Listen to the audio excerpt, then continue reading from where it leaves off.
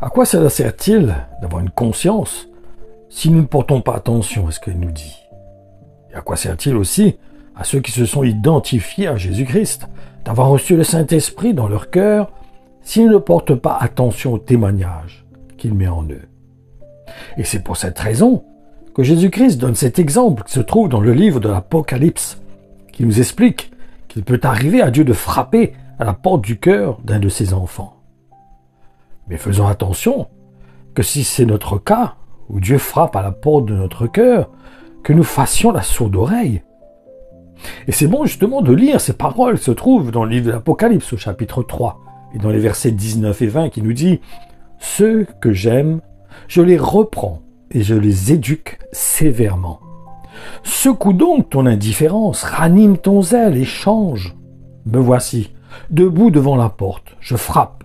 Si quelqu'un est sensible à mon appel et s'il ouvre la porte, j'entrerai chez lui et nous dînerons en tête à tête, moi près de lui et lui près de moi. » Il y a malheureusement beaucoup de chrétiens qui utilisent cet exemple en pensant qu'il est adressé au monde, alors que ce n'est pas du tout le cas.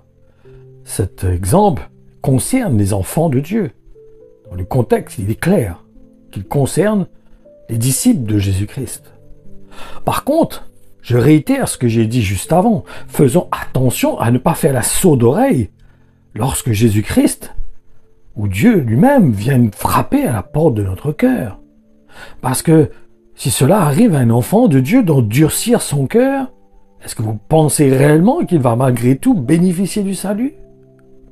Et je vous encourage à lire à ce sujet l'avertissement qui nous a été communiqué par Jésus-Christ et qui est relaté dans l'évangile de Matthieu au chapitre 12 et dans les versets 31 et 32 qui nous dit « C'est pourquoi je vous avertis, n'importe quel péché, n'importe quelle injure faite à Dieu pourra être pardonné aux hommes.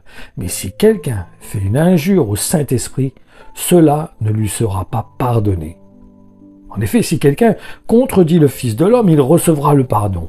Mais si quelqu'un contredit la conviction intérieure que lui donne l'Esprit Saint, cela ne lui sera pas pardonné, ni dans la vie présente, ni dans le monde à venir. » Ma conclusion, ça serait bête de négliger la présence du Saint-Esprit dans notre cœur, qui est du reste en nous, pour nous coacher quelque part, dans cette course que nous avons prise pour Jésus-Christ, et qui a consisté à nous identifier à lui comme Seigneur sur notre vie. Vraiment, si le Saint-Esprit a été donné, c'est la pierre centrale, c'est l'axe central pour nous permettre d'accéder au salut, d'acquérir le salut. La première étape, c'est de passer la porte, qui est de nous identifier à Jésus-Christ, de placer notre confiance en lui, de le recevoir sur notre vie comme Seigneur. Mais après, il y a un chemin à emprunter. Il y a une course à prendre. Il y a un but à atteindre, qui est le royaume de Dieu, qui est d'être dans la gloire de Dieu. Mais dans cette course, il faut rester sur ce chemin. Dans cette course, il faut marcher de la bonne façon. Il faut respecter les règles, les conditions de cette course, qui se trouvent dans l'Évangile. Et le Saint-Esprit est là justement pour nous rappeler les paroles de Jésus. Il est là pour nous ramener sur la base, sur le fondement. Il est là pour nous remettre sur les paroles, les enseignements qu'il nous a laissés, afin que nous puissions prendre ces courses en respectant les règles, en respectant ce qui a été établi pour permettre de franchir la ligne d'arrivée sans avoir triché, sans avoir passé à côté, sans avoir passé dans des chemins qu'il ne fallait pas. Donc il y a des règles à respecter. Et ces règles, c'est l'Évangile. Ce sont tous les enseignements qui se trouvent dans la parole de Dieu.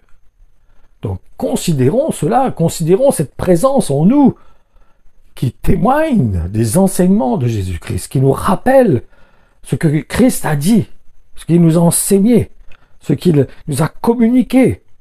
C'est pour ça qu'il est important de vraiment lire la parole afin de connaître vraiment la volonté de Dieu. C'est comme demain, si vous désirez avoir le permis, si vous désirez conduire une voiture, vous serez dans l'obligation de suivre le code de la route afin de connaître toutes les règles, afin que quand demain vous prenez la voiture, vous ne soyez pas surpris qu'un policier vous arrête et vous dit « Monsieur, ce que vous venez de faire, vous n'avez pas le droit. » Ben, monsieur, je ne savais pas, j'ai jamais lu le code.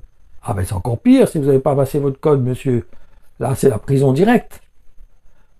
Donc, quelque part, on a besoin de considérer les directives que Dieu nous a données et ne pas rentrer des huberlus, des rêveurs qui croient que ben, Dieu est amour, Dieu va passer sur toute chose.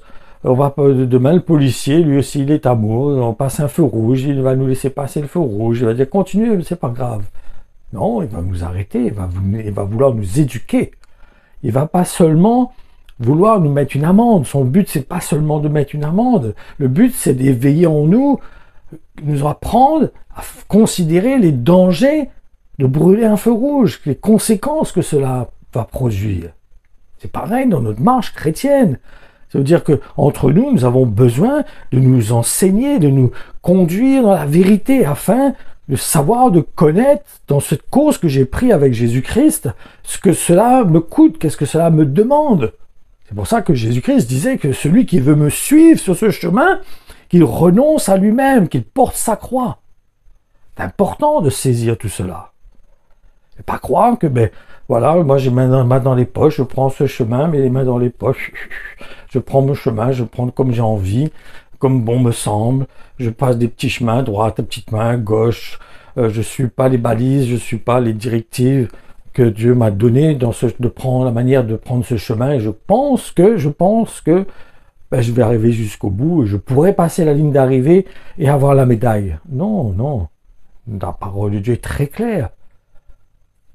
Il nous demande de considérer ses enseignements, de comprendre, de connaître. C'est pour ça qu'il dit que faute de connaissance, le peuple périt. Il va croire qu'il est sauvé alors qu'il n'est peut-être pas sauvé. Donc nous avons besoin de porter à cœur les directives que Dieu nous a laissées, afin de comprendre son cœur, saisir sa volonté, saisir ce qu'il attend de nous. Et comment nous devons prendre ce chemin avec Jésus-Christ. Nous devons passer la porte, c'est un point, c'est le fondement de nous identifier à Jésus-Christ. Mais après, la suite est aussi importante. Ce n'est pas suffisant de passer la porte. Il faut prendre aussi le chemin. Il faut suivre les directives, les traces que Jésus-Christ nous a laissées. Nous identifier à lui, le prendre comme modèle. Ça ne veut pas dire que nous serons à la perfection comme lui, mais c'est une attitude, un disciple. C'est un serviteur qui obéit à son maître. Il ne fait pas ce qu'il veut. Il suit les directives que son maître lui a données. Donc c'est important pour nous de chercher cela, de chercher cette œuvre dans notre cœur. De chercher à comprendre ce que Dieu a besoin de faire en moi. Écouter le témoignage qu'il met dans mon cœur.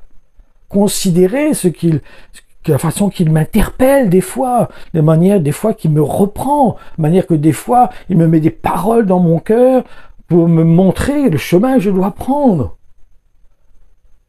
Donc, que le Seigneur vous conduise, qu'il conduise chacun de nous, et que nous fassions ce qu'il faut pour entendre la voix du Saint-Esprit dans notre cœur, de considérer surtout. Nous l'entendons tous, je vous assure, nous l'entendons tous, mais pas tous nous considérons ce qu'il met dans notre cœur. Pas tous nous portons attention à ce qu'il met dans notre cœur, mais je vous assure que nous l'entendons tous. Tous les chrétiens entendent la voix du Saint-Esprit dans leur cœur. C'est pas une voix audible, c'est un témoignage qui est rendu à notre conscience, à notre esprit. Et pour cela que nous avons besoin de nourrir notre esprit. C'est sûr que si je suis dans la chair tout le temps, si je passe mon temps à nourrir ma chair, ça va être difficile d'entendre la voix de l'esprit. J'ai besoin de me mettre à part, j'ai besoin de considérer, de me disposer à entendre la voix de l'esprit. Si je suis occupé aux choses de la terre, j'aurai du mal, c'est sûr, à entendre les choses de l'esprit. Mais si dans mon cœur, j'ai une disposition de disciple, je suis comme un disciple qui veut entendre la voix de son maître, je vais l'entendre obligatoirement.